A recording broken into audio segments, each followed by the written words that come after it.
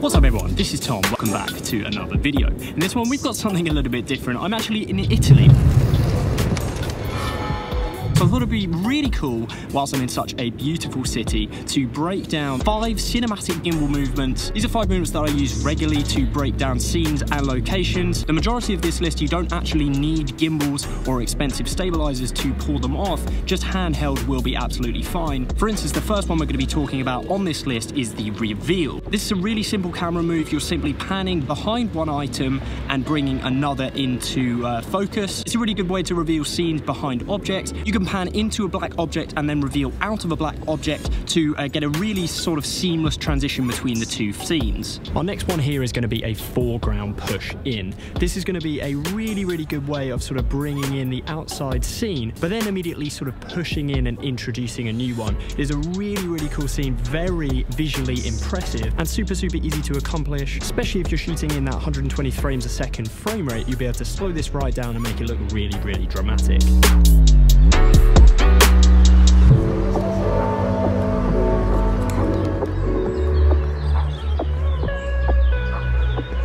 This next one on the list is going to be a floor rush. This is a really good way of adding a bit of visual interest into a new scene. You're sort of rushing along the floor, so you've got a bit of sort of parallax effect between maybe a really interesting background and this sort of rushing effect on the foreground. This is one of those times where you will pretty much need a gimbal for this one, maybe even in low slung mode. It's going to be pretty hard to accomplish using just a handheld shot, but because of that, it is quite unique and a really good way to sort of stamp your own creative take on a piece of video. Okay, so next up can be used in collaboration with the reveal in, and this is the reveal out. Again, as mentioned, it can be used to sort of in-camera transition between a reveal shot. You sort of pan from a scene into an object, and then you can pan out the same way and cut these together, and it will be super seamless.